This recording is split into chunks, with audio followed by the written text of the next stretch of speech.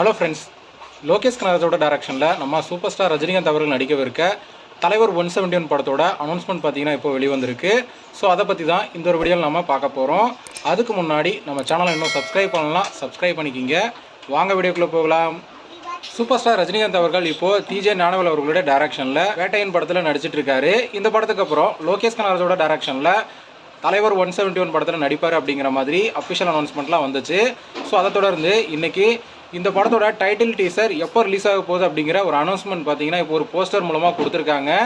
So அதன்படி பார்த்தீங்கன்னா தலைவர் 171 படத்தோட டைட்டில் டீசர் ஜூன் 22 அன்னைக்கு ரிலீஸ் ஆக போகுது அப்படிங்கிற ஒரு அஃபிஷியல் அனௌன்ஸ்மெண்ட் பார்த்தீங்கன்னா கொடுத்துருக்காங்க. ஸோ அந்த ஒரு போஸ்டரில் சூப்பர் ஸ்டார் ரஜினிகாந்த் அவர்கள் பார்த்தீங்கன்னா வேறு லெவலில் இருக்கார். கையில் விளங்க மாட்டின மாதிரியான ஒரு போஸ்டர் பார்த்தீங்கன்னா வெளிவந்திருக்கு. ஸோ மிரட்டலான லுக்கில் பார்த்தீங்கன்னா சூப்பர் ஸ்டார் ரஜினிகாந்த் அவர்கள் இருக்கார். படமும் வேறு லெவலில் வரும் அப்படிங்கிற ஒரு எக்ஸ்பெக்டேஷன் பார்த்தீங்கன்னா இந்த ஒரு போஸ்டரை பார்க்கும்போதே தெரியுது. ஸோ லோகேஷ் கனகராஜ் அவர்கள் லியோ படத்துக்கு எந்த அளவுக்கு ஒரு எக்ஸ்பெக்டேஷன் கொடுத்தாரோ அதே போல் இந்த ஒரு போஸ்டரை பார்க்கும்போதும் இந்த படத்து மேலே ஒரு எக்ஸ்பெக்டேஷன் ஜாஸ்தியாக இருக்குது.